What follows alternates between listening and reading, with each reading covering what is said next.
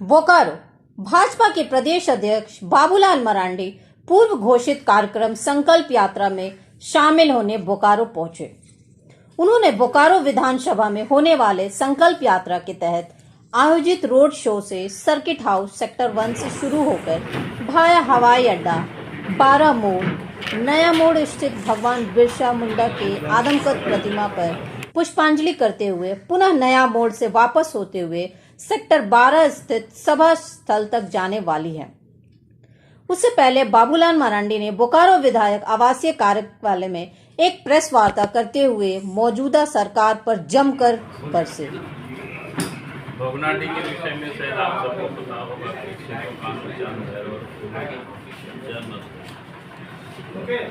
की प्रतिमा में जाकर के और यात्रा को और संथाल प्रकरण से चल करके भी आते है।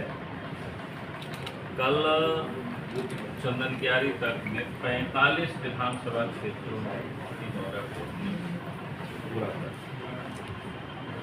और मैं कह सकता हूँ कि पहले तो संकल्प यात्रा था, लेकिन संकल्प यात्रा जनसंकल्प यात्रा में बदल जिस प्रकार से जगह जगह पर जो जनता की समर्थन और साथ दिए, तो मैं कह सकता हूँ तो देख करके आज झारखंड में जो हेमंत सोरेन के नेतृत्व में सरकार चल रही है, तो लगता है कि उससे जनता बिल्कुल ऊब चुकी है। अब समय की सब लोग प्रतीक्षा कर रहे हैं और समय आएगा तो निश्चित रूप से झारखंड की जनता अपना फैसला सुनाएगी, क्योंकि राज्य में बेसिकली जो कानून व्यवस्था है पूरी तरह से बिगड़ी। चोरी, डकैती, हत्या, अपहरण ये आम घटनाएं हो रही। बहु बेटियां भी कहीं कोई सुरक्षित नहीं। तो ये पूरे प्रदेश की स्थिति है आज, और उसका एकमात्र कारण है कि पुलिस तो वही है। जब बीजेपी की सरकार रहती है तो यही पुलिस काम करती है। अपराधी खौफ खाते हैं, आज अपराधी बेखौफ होकर के अपराध कर रहे हैं। उसका एकमात्र कारण है कि पुलिस को झारखंड सरकार ने, हेमंत सोरेन की सरकार ने वसूली में लगा दिया, चाहे कोयला से हो, बालू से हो, पत्थर से हो, जहाँ कहीं भी जो यहाँ तक कि जमीन का भी जो काम या कारोबार चलता है,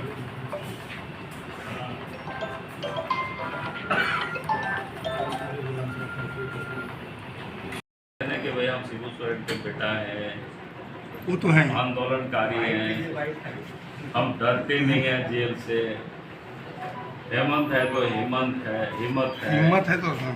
अगर ईडी वालों ने नोटिस दिया तो सुप्रीम कोर्ट रोते रोते पहुंच गए साहब, और क्या लिख करके दिया कि हमारे ऊपर पीड़क कार्रवाई नहीं किया जाए, हमें डर है कि हमको अंदर कर देगा। तुम्हें डर का है कोई, जब कुछ गड़बड़ किए ही नहीं हो तो सुप्रीम कोर्ट ने कहा कि नीचे जाओ, तो हाईकोर्ट गया हुआ है। उसमें भी उन्होंने डिफेक्ट जानबूझ करके डाला हुआ है ताकि डेट आवे नहीं,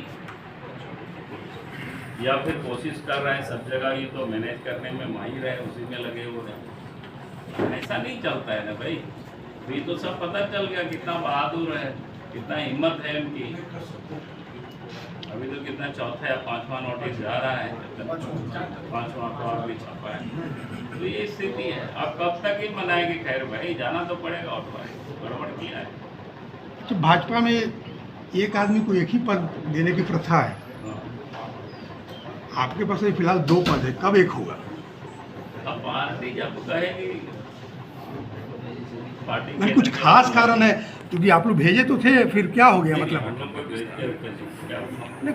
चर्चा आई थी किसी किसी के नाम की, क्या हुआ? चर्चा तो चले गए, कुछ तो आप लोग चर्चा करते हैं। मैंने इसमें ऐसा तो नहीं है कि चुनाव तक एक ही जगह रखा जाए ताकि दो ग्रुप न दिखे। बल्कि चर्चा है तो कुछ आप लोग करते, कुछ हम लोग करते, तो होता रहता है। चर्चा तो होना भी चाहिए। अब चर्चा ही आप पॉलिटिक्स में नहीं होगी तो फिर क्या होगा? संगठन का विस्तार कब तक हो जाएगा? संगठन का विस्तार ही है जी। आपके अध्यक्ष जिला के नहीं दिख रहे हैं। अभी काम में लगेगा बेचारा।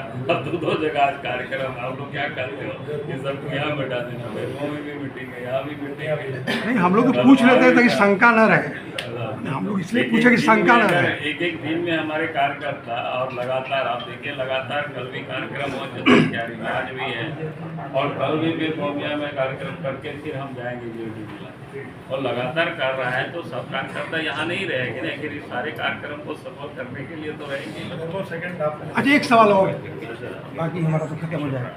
ये नहीं, एक सवाल ये है सर कि केंद्र सरकार के अब बोकारो पे थोड़ा नाराज है क्या? 2 वंदे भारत एक्सप्रेस जो है, 2 वंदे भारत एक्सप्रेस आपने दिया रांची से, जहाँ भी दिया, पटना से दिया। पटना और एक कलकत्ता के लिए दिया। दोनों के रूट में बोकारो स्टेशन आता है, लेकिन आपने दोनों किसी भी रूट में हमको शामिल नहीं किया, और बोकारो वासी नाराज हैं। इसलिए हमने पूछा कि आप नाराज हैं क्या? इसके लिए भी स्पेशल कुछ व्यवस्था की जाएगी, केंद्र सरकार के ध्यान में सब कुछ जो देश के प्रधानमंत्री कहते हैं ना, वे सबका साथ और सबका विकास आप ध्यान में रखिए ताकि ऊपर तक जाए। हाँ हाँ बिल्कुल, क्योंकि सांसद नहीं रख रहे हैं तभी ना हाँ, नहीं हो पा इसीलिए हम लोग रहा बोल पा रहे हैं। सांसद से नहीं बोल पाते हम लोग, तो आपको बोल रहे हैं। सांसद बोलते तो ये तो जरूर ना। आप ही लोगों की तरह कोई प्रेस वाले हमसे पूछ रहा था, धन्यवाद। अब मुझे बताओ, देवघर में एयरपोर्ट बना, संथाल परगना उपेक्षित था, कभी भी कुछ नहीं, सब जगह नहीं कर मैं सकते। सुनिए ना, आपको धनबाद की मैं बता रहा हूँ, धनबाद में प्रत्येक दिन 3 राजधानी मिलता है, हावड़ा, भुवनेश्वर, कलकत्ता। हम बोले कि भाई ये कोई शहर को झारखंड को नसीब है। धनबाद से कलकत्ता जाने के लिए हम बोले कि ऐसा भी स्थिति थी, डबल डेकर की ट्रेनें चलती थी, हम एक बार जा रहे थे तो पसीजा ही नहीं, शायद आप बंद करना। तो कहने का मतलब क्या है कि भाई जो पहले से जहाँ पर बहुत कुछ दिया हुआ है, जहाँ पर कुछ भी नहीं, हम बोले कि संथाल परगना में कोई मेडिकल कॉलेज छोड़ दीजिए, हॉस्पिटल नहीं था, प्राइवेट भी नहीं। आज अगर आप गिरडी चले जाइए, बोकारो, धनबाद में आप 3 करके दर्जनों आपको मिल जाएगा नर्सिंग अच्छे। दुमका में आपको नहीं मिलेगा, देवघर में आपको नहीं मिलेगा, एक आध ठो मिलेगा बड़ा मुश्किल से। तो अगर बीजेपी ने वहाँ पर एम्स खोला, बीजेपी ने अगर रघुवर दास जी ने दुमका में मेडिकल कॉलेज बनाया, कोई प्रॉब्लम नहीं है। यहाँ तो कोई भी आने के लिए तैयार है, यहाँ तो ये लोग ये बना रहे हैं मिलजुल करके बड़ा हॉस्पिटल। हमको तो एक बार बताया ही ना, शायद मेरे ख्याल से काफ़ी काम शुरू हो रहा है। तो कहने का मतलब जहाँ पर लोग स्वाभाविक रूप से पूंजी को इन्वेस्ट करता है। मैं आपको एक कहानी बताता हूँ, जब हम सीएम, क्योंकि संथाल परगना से मेरा जुड़ाव रहा है, वहीं से हम पॉलिटिक्स में को जानने लगे। तो जब हम सीएम बने तो हम चाहते थे कि दुमका में मेडिकल कॉलेज बने, लेकिन हम चाहते थे कि प्राइवेट लोग ना, सरकार में हम बहुत नहीं चाहते थे। हम चाहते थे कि हम फ्री ऑफ कॉस्ट जमीन दें। एक भी लोग तैयार नहीं हुआ, बोला कि पैसा से हम लोग बोकारो में जमीन हमको दे दीजिए, पैसा से लेंगे, हमको टाटा में दे दीजिए, रांची में दे दीजिए। हमने कहा कि कारण क्या है? तो बोला हमसे कि आप अगर चाहते हैं वहाँ पर मेडिकल कॉलेज अच्छा चले, अच्छा बने, हम लोग कोई पूंजी इन्वेस्ट करें, तो अच्छी फैकल्टी तभी आएंगे, उनके बच्चों की पढ़ाई ठीक ठाक हो। तो पहले प्राइमरी एजुकेशन पर वहाँ ध्यान। तो कहने का मतलब उन क्षेत्रों में कोई भी प्राइवेट व्यक्ति इन्वेस्ट करने को तैयार नहीं होता है, फ्री ऑफ कॉस्ट जमीन देने के बाद भी। अब बोकारो में तो जिस दिन फ्री ऑफ कॉस्ट जमीन बोल देगा तो दौड़ के लोग लाइन लगा। तो अगर उस क्षेत्र के लिए देश के प्रधानमंत्री अगर पहली बार चिंता कोई कर रहे हैं तो गलत क्या कर रहे हैं? इसलिए आप लोग थोड़ा धैर्य रखिए। आप लोगों को बोकारो इतना बड़ा प्लांट दिया हुआ है, पूरा इस क्षेत्र में भगवान ने भी बड़ी दिल खोल करके CCL, BCCL का क्या एकदम दिया हुआ है। सिंदरी का फैक्ट्री भी है इसी क्षेत्र में, प्राइवेट भी आप कौन और कौन स्टील, इलेक्ट्रिक स्टील आ गया है, और भी आने वाला है। तो इसलिए हम बोले यार एकदम आप लोग ऐसा चाहते हो कि उधर तो सब इधर हो जाए, ऐसा नहीं है, इधर भी होगा, ध्यान में है हम लोगों की। आपकी बातों को हम जरूर ध्यान में रखेंगे। लेकिन बोकारो जनरल अस्पताल बर्बाद हो गया ना, वहाँ इलाज इसको SC कैटेगरी में डाला जाए, इसको क्या बोलते हैं SC ST कैटेगरी में डाला जाए। तो ये सारे जो बना हुआ है, इसलिए हमारी इच्छा ना इच्छा की कोई मतलब नहीं रह जाती, उस प्रोसेस से गुजरता है और वो उनको लगता है कि हाँ इसको जोड़ना है या इसको नहीं जोड़ना है तो वो करता है, इसलिए हम उस पर कोई कमेंट नहीं कर सकते। तो इन लोग की मांग को की क्या किस रूप में लेते हैं? नहीं, मांग तो कोई भी करता है भाई, मांग बहुत सारे मांगे चलती रहती है। मांग तो अब उसको डेमोक्रेसी में मांग कोई बुरा नहीं होता है किसी का। अच्छा, धर्मांतरण जो कर रहे हैं आदिवासी, जो ईसाई बन गए हैं, उस पे सरकार की जो पहल है उसमें क्या होना चाहिए? एसटी की बात होनी चाहिए या नहीं? क्या हम समझे नहीं? जो एसटी जो ईसाई धर्म अपना रहे हैं उनको एसटी का भी लाभ मिल रहा है। सरकारी लाभ जो मिलना चाहिए। देखिए, मैं ये कहूँगा कि पहली बात तो पिछली सरकार ने धर्मांतरण को लेकर के रघुवर दास जी ने कानून बनाया, जिस कानून में ये प्रावधान किया गया है कि भाई कोई, क्योंकि धार्मिक स्वतंत्रता की तो आज़ादी है कि कोई भी किसी भी मजहब को अपना सकते हैं और उसके लिए उनको डीएम से परमिशन है, अर्थात उनको कोई लोभ लालच में तो उनको नहीं घुसाना चाहिए।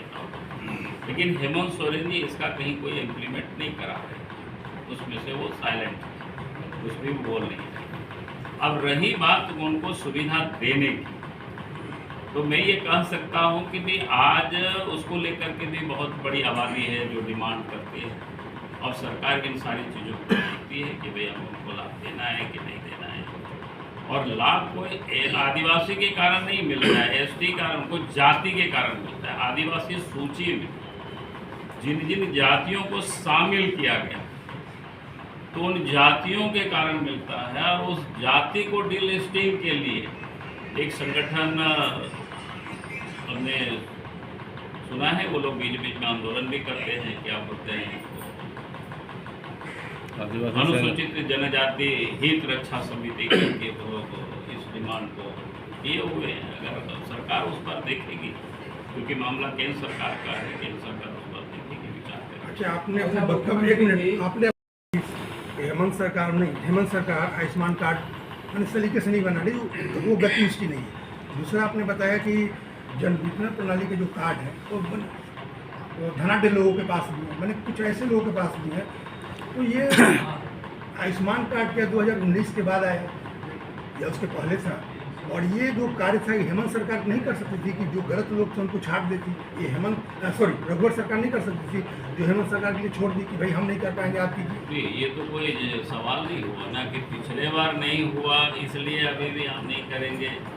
मेरा कहना है पिछले बार, मैं कह रहा हूँ पिछले बार भी छूटा होगा।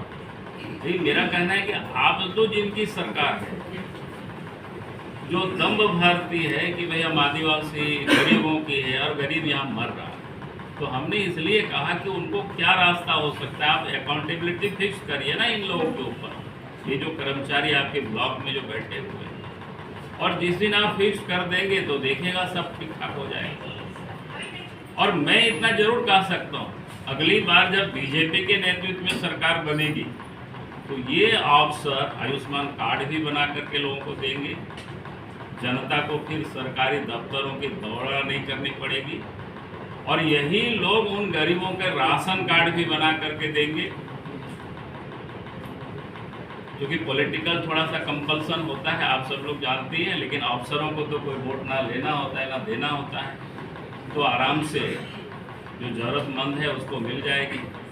तो इस काम को तो आप उनके ऊपर आपको रेस्पॉन्सिबिलिटी तो आपको फिक्स करनी पड़ेगी। आप ये मान रहे हैं ना कि आपकी जो पहले की सरकार नहीं, जो इस तरीके से काम मान क्या रहा, मैं कह रहा हूँ ना कि पहले भी कोई गलती अगर हुई है तो उसको ठीक करना नहीं, इसलिए तो हेमंत सोरेन को चुना। जो जनता जनप्रतिनिधि को चुनती है। चाईबासा में जिस तरह से नक्सली घटना हो रही है, तो मान रहे हैं कि चाईबासा में अभी भी नक्सलियों का गढ़ है। बूढ़ा पहाड़ हो रहा है, वो अपने दस्तक दे रहा है, अपने ही वो बता रहे हैं कि हम यहाँ उपस्थित हैं। मेरा सवाल है कि बूढ़ा पहाड़ पर जब नक्सलियों का सफाया हुआ केंद्रीय फोर्स और मिल के, तो केंद्र सरकार ने इसका श्रेय ले लिया।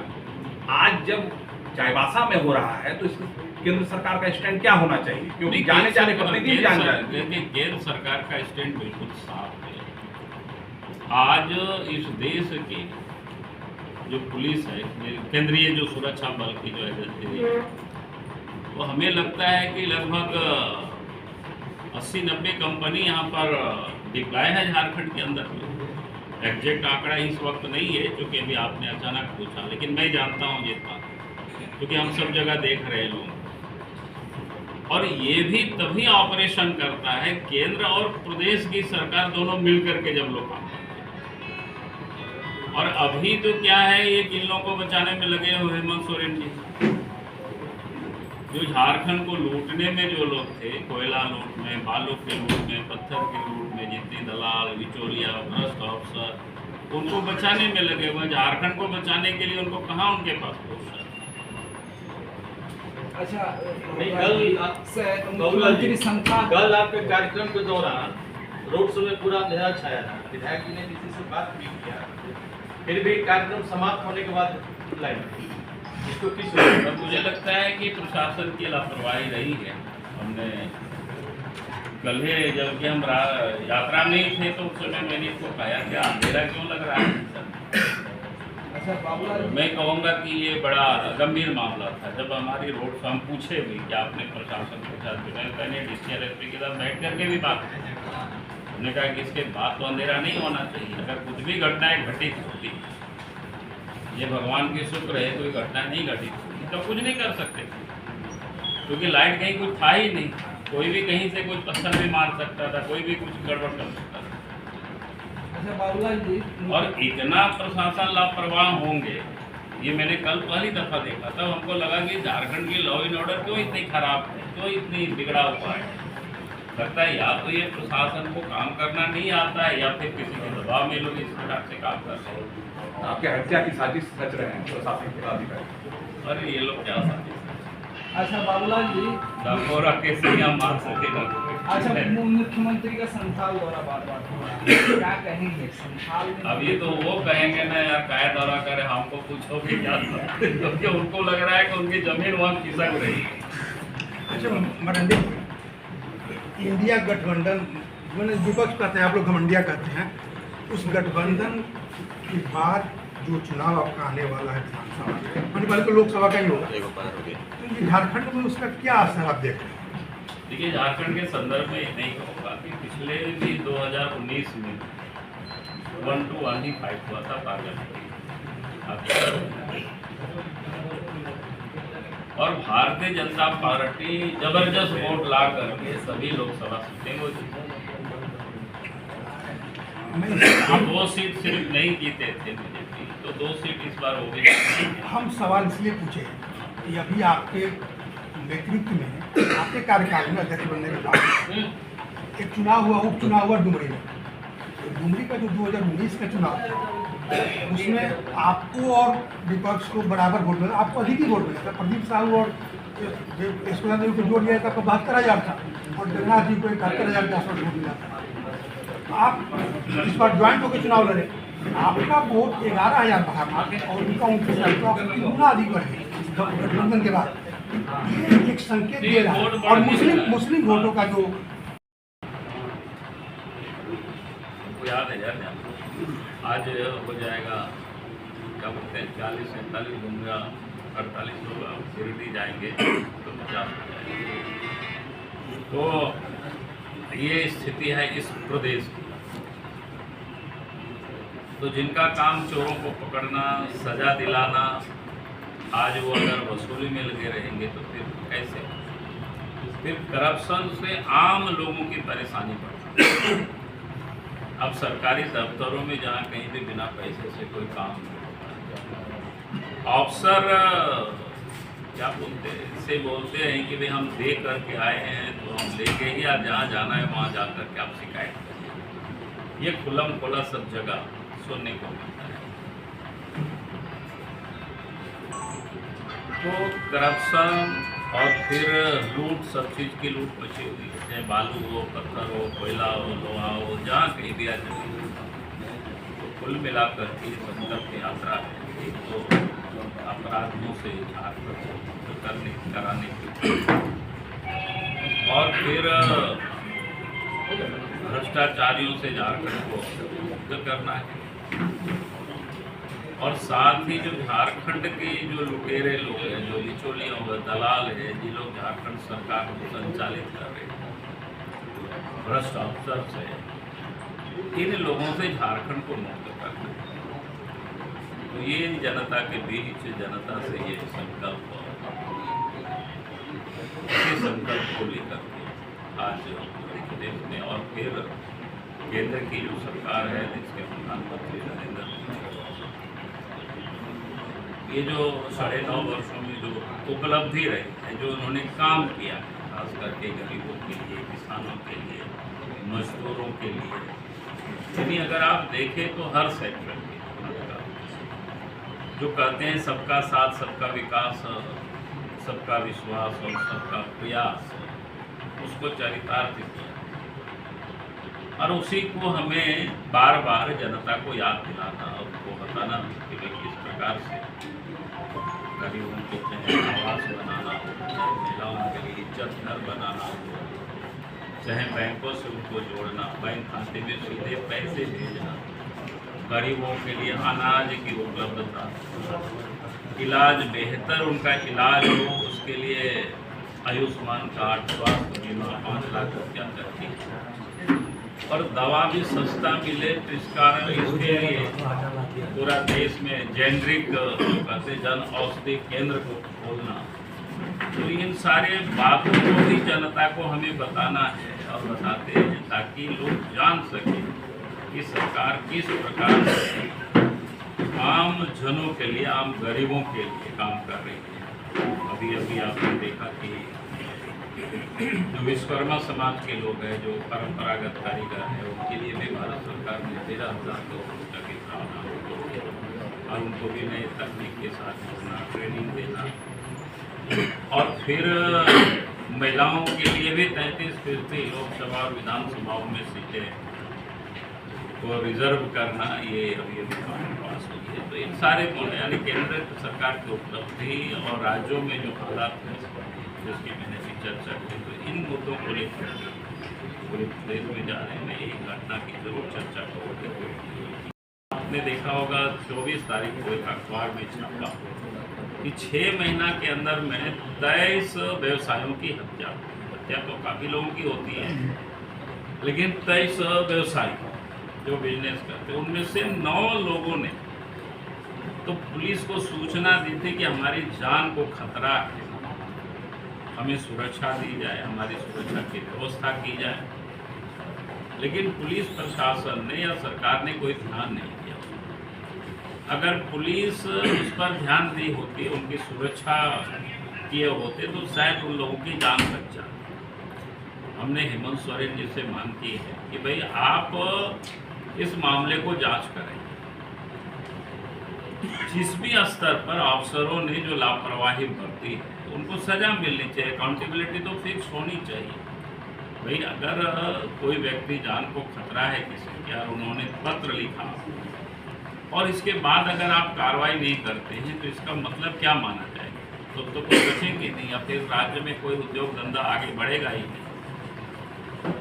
और दूसरा जो समस्या है इस प्रदेश में, जो आपने देखा होगा, कल ही मैंने देखा कि गढ़वा में एक मुसहर जाति के भूख से मिलते हैं। गढ़वा में दूसरी घटना, वो भी मुसहर जाति की एक महिला जो मर गई थी बस स्टैंड में, फिर उनको थाना वाले आए तो फिर उनको हॉस्पिटल ले गया पोस्टमार्टम के लिए, और हॉस्पिटल में ऐसे ही छोड़ दिया, उनकी नाक को चूहों ने खाया। मतलब एक रात की ये घटना है, तो आप सोच सकते हो कि हालत कैसी। तो हम ये कह रहे थे कि ये जो गरीब भूखे मर रहे हैं, कि भाई देश के प्रधानमंत्री नरेंद्र मोदी जी मुफ्त में अनाज भी भेज रहे हैं, इसका मतलब वो अनाज ठीक से नहीं पहुंच रहा। तो ये भी अकाउंटेबिलिटी फिक्स्ड होनी चाहिए। जो सरकारी पदाधिकारी ब्लॉक स्तर पर, चाहे वो एमओ है, चाहे वीडियो है, चाहे और भी जो कर्मचारी, उन लोगों का दायित्व बनता है या निश्चित कर देना चाहिए कि जो गरीब है रियल में, तो उनको तो मिलना ही चाहिए। अगर कोई सम्रांत लोगों ने कार्ड बनाया तो उसको आप हटाइए उन नामों से, लेकिन उन गरीबों को जिस दिन इन प्रशासन के ऊपर लोगों को क्या कहते हैं कि अकाउंटेबिलिटी फिक्स हो जाएगी, उनको दंड की डर हो जाएगी, तब फिर ये गरीबों के यहाँ तक राशन कार्ड भी पहुँचा देंगे, राशन भी पहुँचाएंगे, फिर कोई गरीब भूखे नहीं मरेगा। और हमने ये जो सवाल हेमंत सोरेन जी से कहा है कि भाई आप इस काम को करिए। और फिर आयुष्मान कार्ड भी बहुत सारे लोगों का नहीं बनता है, तो सरकारी कर्मचारी बैठ करके वेतन क्यों, घर घर जा करके जो जरूरतमंद लोग हैं उनके लिए आयुष्मान कार्ड बना करके उनको दें। और इस काम में लगावे हेमंत सोरेन जी, राज्य के मुख्यमंत्री है, केंद्र सरकार पैसे उसमें लगाती है ताकि उसका लाभ उनको मिल सके।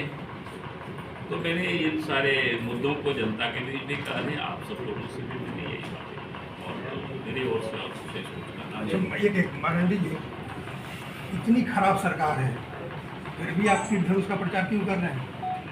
कहाँ प्रचार? लोगों को दिख रहा है। अरे भैया ये राम जी की, नहीं सर, इधर नहीं। हाँ भाई, तो राम जी का ये में तो रहा ही है ना, आप गजब लेकिन करते हैं। सर, धारा में है, राम को करने लेकिन वाले। समझने वाला तो ही समझेगा। अरे कैसे कमल ही समझेगा? लगा लेते राम जी अरे का। कैसे समझेगा भैया, लेकिन सर, श्री राम लिखा लेकिन हुआ है, ऊपर- आपको ऊपर गजब- क्यों तीर धनुष? ऊपर में तीर धनुष ऊपर में तीर धनुष दिख रहा है। जय श्री राम लिखा हाँ, हुआ नीचे है ना। आपको खाली तीर धनुष ही दिखता है। जय श्री भाई, राम। हमको नहीं निश्चित रूप से आप दिखा रहे हैं। बाबूलाल जी, एक सवाल है कि जिस प्रकार से पूर्वी आदिवासी एसटी में शामिल होने के लिए आंदोलन कर रहे हैं, आप पार्टी के प्रमुख हैं इस राज्य के, आप क्या मानते हैं कि इन लोगों को आदिवासी मान लेना चाहिए, केंद्र सरकार को इसके लिए पहल करनी चाहिए, आपका स्टैंड क्या है? देखिए, मैं कहूँगा कि किसी भी जाति को किस श्रेणी में डालना होता है उसकी एक प्रोसेस है, एक प्रक्रिया, और उसके लिए स्वतंत्र एजेंसी होती है, वो उस पर समय समय पर वो निर्णय करती है और सरकार को देती है।